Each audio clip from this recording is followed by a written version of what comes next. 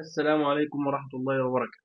الحمد لله وكفى وصلاة وسلاما على عباده الذين اصطفى. اللهم صل على حبيب محمد صلى الله عليه وسلم. النهارده هنكمل الدرس اللي كنا بدأناه اللي هو القوة والأسس. طبعا قبل ما نبدأ ما ننساش الصلاة على النبي عليه أفضل الصلاة والسلام وتدعي لإخواتنا المرة ينصرهم ويثبت أقدامهم. بسم الله نبدأ. لا تحسب أن الدين بعيد عن حب وحياة وبهجرك هنبدأ للدين. النهارده معانا بأول حاجة في التكملة بتاع الدرس القوة والأسس. طبعا الدرس بسيط، حاجة بسيطة جدا، مش هنطول بإذن الله. عندنا حاجة اسمها ضرب وقسمة القوة التي لها نفس الأساس. يعني احنا هنشتغل على حاجتين، الضرب والقسم. تعالى كده نقسم السبورة ونشتغل واحدة واحدة. تعالى نشتغل أول حاجة مثلا على الضرب. يبقى أول حاجة نشتغل على الضرب. تمام تمام. إيه المقصود بضرب القوة التي لها نفس الأساس؟ احنا فاكرين المرة اللي فاتت لما كنت مثلا هاجي أقول لك 2 أس 3، فاحنا خلاص عرفنا إن اللي تحت ده اللي هو الرقم الكبير اللي سميناه الرقم الكبير بنسميه ايه؟ الاساس. والرقم الصغير ده بنسميه الاس. تمام. احنا بقى النهارده هنشتغل على ضرب القوى التي لها نفس الاساس، يعني الاساس ثابت. بمعنى لو جيت قلت لك 3 اس مثلا 2 في 3 اس 3 بتساوي يعني، قال لي والله في ضرب الضرب بالقوة اللي لها نفس الأس، الأساس قصدي، الأساس اللي هو 3، بنعمل إيه؟ تعالى كده نفكها. يعني 3 أس 2، يعني التلاتة مضروبة في نفسها كام مرة؟ مرتين. فهتبقى ازاي بالمنظر ده؟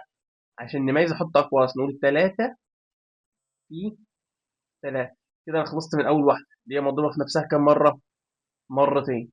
ونرجع نقول في، اهو هنكمل 3 أس 3، يعني التلاتة مضروب في نفسها كام مرة؟ 3 مرات. هتبقى بالمنظر ده 3 في 3 في 3 زي الفل. تعالى بقى نحسبها. هنا العوامل المتكررة احنا عارفين ان ده عامل وده عوامل متكررة، هناخد منها واحدة اللي هو التلاتة متكررة ناخدها مرة واحدة. تمام. ونعد بقى، واحد اتنين تلاتة أربعة خمسة، يبقى تلاتة بس كام؟ خمسة. ونفس الحوار هنمشيها على كل الأمثلة. بس أنا عندي بقى أو في طريقة أحسن من كده بمراحل، بدل كل شوية. يعني مثلا أنا قلت لك مثلا 3 أس 10 في 3 أس 15، هل بقى تفضل تجيب التلاتة وتفضل تقول 3 في 3 في 3 وتعدهم لحد 10 لا، قال لي في طريقة أسهل وأحسن من كده. قال لي من الآخر في الضرب بنجمع الأسس. يبقى في الضرب بنجمع الأسس. يعني 3 في 3 أهو، هناخد الأساس الثابت، ما احنا قلنا لها نفس الأساس، الأساس اللي هو التلاتة هناخده ونجمع الأسس. 2 زائد 3 كام؟ 5. خلصت. بدل ما هنشتغل الكلام ده كله بكل سهوله، قال لك في الضرب بنجمع الاسس، بس لازم يكون الاساس ايه؟ ثابت. ما ينفعش تقول لي 3 اس 2 في 2 اس 3 وتقول لي لا مش هتنفع.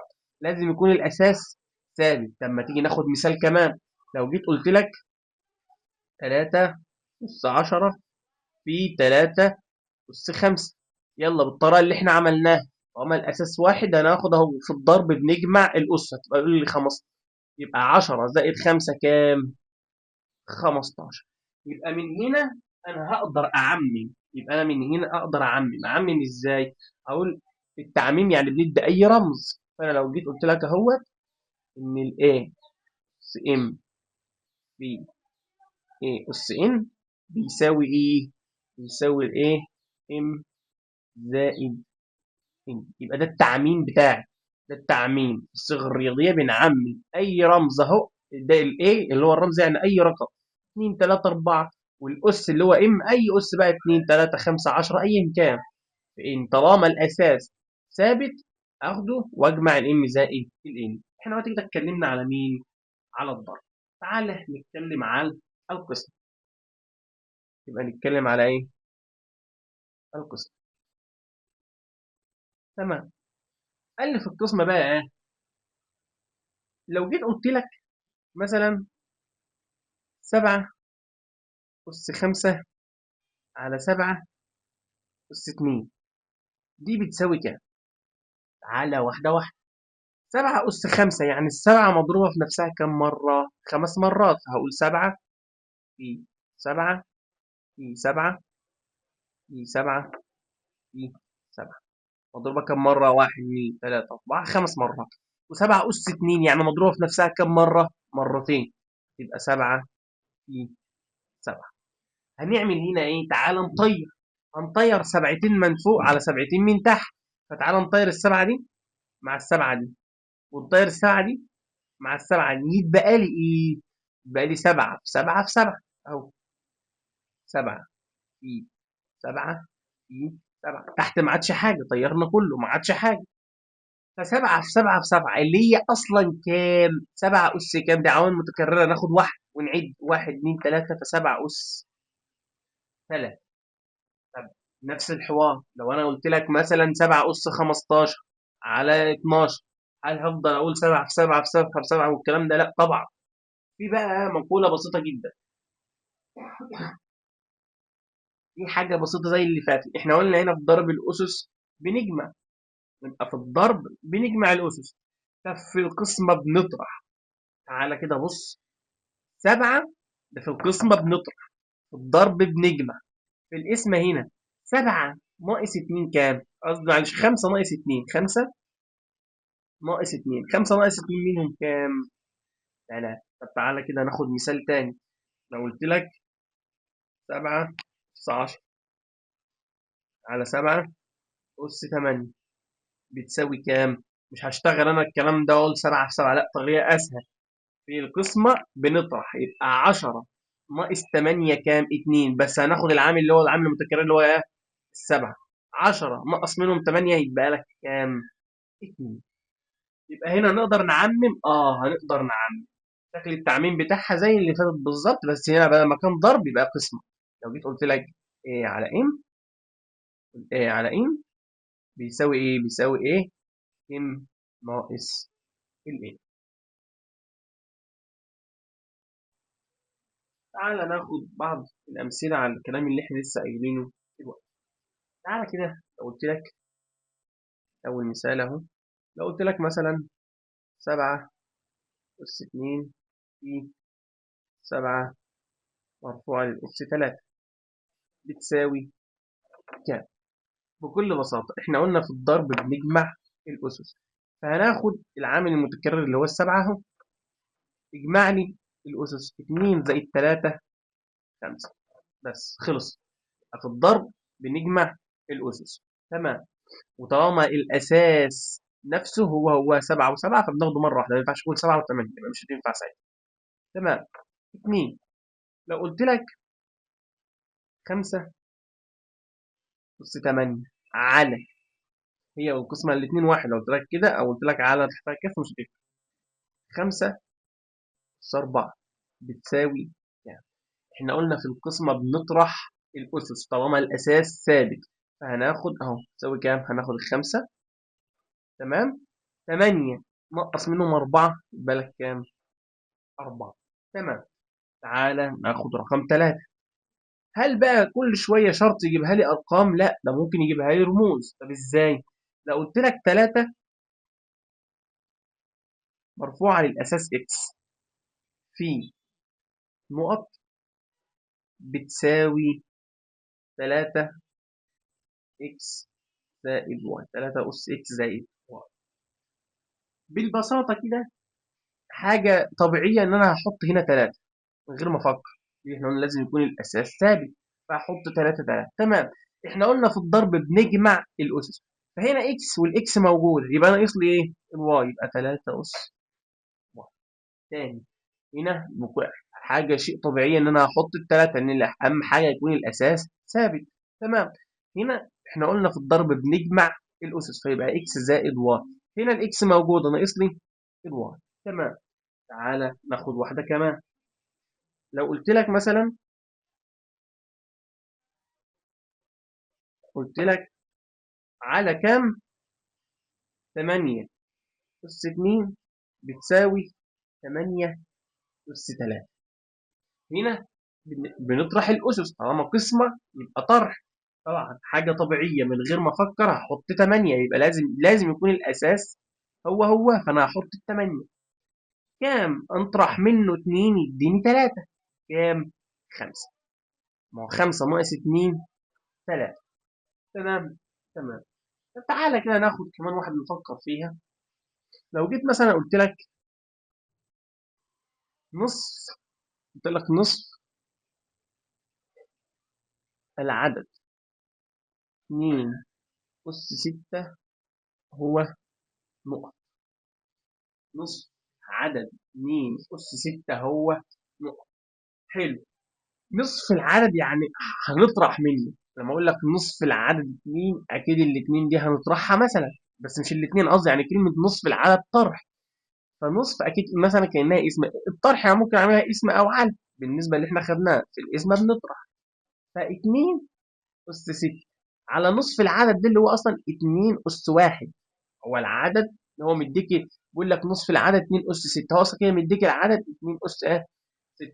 فنصف العدد 2 أس 1 بيساوي، هناخد الأساس الثابت اللي هو الاتنين.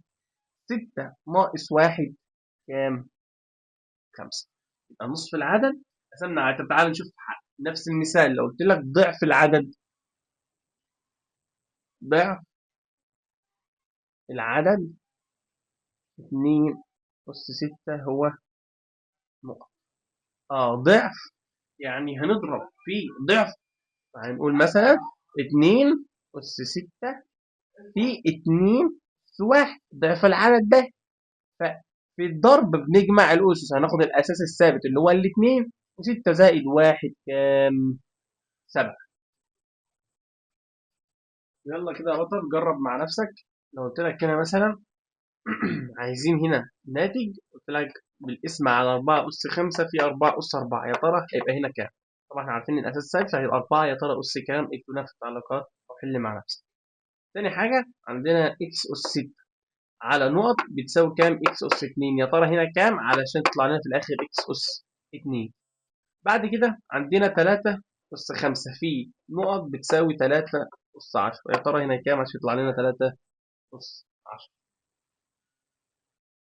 تمام. تعال نتطور شوية في المسائل.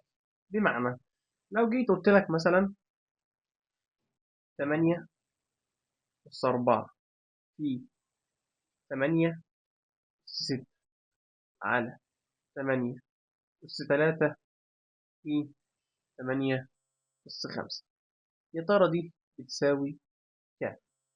تعالى نمشي واحدة واحدة، هنشتغل على الجزء اللي فوق الأول وبعد كده نشتغل على الجزء اللي تحت. تمام. تعالى كده نمشي على الجزء اللي فوق. شرطة الكسر بتاعتنا اهي. وتعالى 8 في 8 اهو الأساس بتاعنا 8 اهو. تمام. زي الفل. في الضرب بنعمل ايه؟ بنجمع الأسس. 4 زائد 6 كام؟ 10. يبقى 8 أس 10 على الأساس هنا كام؟ 8 برضه. وهنعمل نجمع الأساس 3 و5 كام؟ 8. 3 و5 8 بيساوي، احنا هنا اسم، في الاسم بنعمل ايه؟ بنطرح. هناخد الأساس اللي هو 8. 10 ناقص 8 2. يبقى هنا المسألتين، يبقى المسألة دي مع حاجتين، ضرب وقسم. تمام. معانا مسألة ثانية. بيقول لي سالب 3 كل أس 6 في في 6 أس 7 على 6 أس 5 في سالب 3 كل أس 3. أحل المسألة دي إزاي؟ والله حتى بص تلاقي جايب هنا السالب 3 مع هنا والستة مع الستة هنا. أو ممكن أشتغل طبيعي عادي. هقول لك يلا نطرح هنا الستة ناقص 5 والكلام ده، بس أنا افرض أنا واحد بتلخبط لما أقربهم من بعض. يعني إيه مثلا؟ يعني أنا ممكن أعمل كده أهو، شرطة الكسر الطبيعية أهي، وأجيب دي وأقربها من دي، بمعنى أول 6 أس 7 أهي، وخلي تحت 6 أس 5 أهي، في السالب 3 أهو كل أس 6 على سالب 3 كل أس 3. بس أنا كده أقدر أسهلها على نفسي. ساعتها أقدر أكمل طبيعي أهو. هنا 6 و6 آخد الأساس اللي هو الست، وإحنا قلنا في القسمة بنطرح. هنقول هنا 7 على كام؟ على 5. 7 ناقص 5 كام؟ 2. تمام. الفي اهي علامة الضرب اهي نزلتها تاني. هنا سالب 3 وسالب 3 ناخد الأساس اللي هو كام؟ السالب 3. تمام. واطرح هنا قسمة، فبنطرح 6 ناقص 3 3. يبقى هنا وممكن تحلها على طول، يعني احنا ممكن تعالى كده نحلها من غير ما نعمل الخطوة دي خالص كأنك شفتهاش لو انت واحد عايز تحل بسرعة اهي بكل بساطة. تمام. هنا 6 و6 ناخد الأساس اللي هو الكام؟ الست. وهنا قسمة 7 أنقص منهم 5 يبقى لي كام؟ 2. وأنزل علامة الضرب فيه وأحط السالب 3 بتاعتي أهي سالب 3. تمام. الستة دي علامة قسمة، ما هي 6 على التلاتة، فستة ناقص 3 3 وهو دوت المطلوب. وبكده يكون الفيديو لا بس هلا هديهم طريقة التطبيق. يلا يا بطل جرب مع نفسك المسألتين دولت. هنا ما تتخضش، هنا 2 في 2 في 2 ما تتخضش، لا خد واحدة بس، وفي الضرب بنجمع وبعد كده اشوف هنعمل ايه وكام. وهنا نفس الحوار زي المسألة اللي احنا خدناها من شوية. وبكده يكون الفيديو انتهى، يا رب تكونوا استفدتم. طبعا هو الدرس بسيط جدا وما رضيتش اخده مع الدرس اللي فات بحيث انك تفهم اللي فات وتفهم ده كويس. وما تنساش تصلي على النبي عليه الصلاة والسلام وتدعي لاخواتك تتغذى ان ربنا ينصرهم ويثبت اقدامهم. اشوفكم الفيديو الجاي والسلام عليكم ورحمة الله وبركاته.